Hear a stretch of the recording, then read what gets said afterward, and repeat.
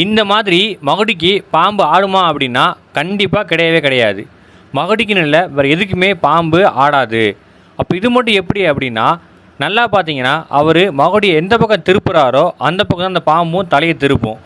ஏன் அப்படின்னா, அந்த பாம்புகளுக்கு எந்த பொருள் அசையுதோ அதன் மேலே தான் கவனம் இருக்கும். அந்த டெக்னிக்கை யூஸ் பண்ணி தான் அவங்க மகுடி அங்கிட்டு இங்கிட்டு ஆட்ட ஆட்ட பாம்பும் தலையை திருப்போம். இது பார்க்குறதுக்கு மகுடிக்கு டான்ஸ் ஆடுற மாதிரியே தோற்றமளிக்கும். உண்மையிலேயே பாம்பு மகுடிக்கு ஆடும் அப்படின்னா எல்லா பாம்புமே ஆடணும்ல, எதுக்காக நல்ல பாம்பு மட்டும் ஆடுது அப்படின்னா, வேறு எந்த பாம்புமே நல்ல பாம்பு மாதிரி இந்த மாதிரி படம் எடுத்து நிற்காது. அதனாலேயே நல்ல பாம்பு மட்டுமே இதுக்கு யூஸ் பண்ணுறாங்க. அவர் அந்த மகுடியை எடுத்து வாசிக்காமல் வெறுமனே ஆட்டினா கூட பாம்பு இந்த மாதிரி தான் ஆடும்.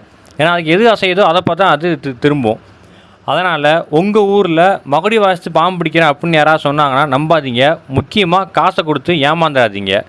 அப்படி ஒருவேளை வந்து நான் பாம்பு பிடிச்சிருக்கேன் அப்படின்னு சொன்னாங்க அப்படின்னா அங்கே ஏதோ உள்குத்து வேலை நடந்திருக்குன்னு அர்த்தம்.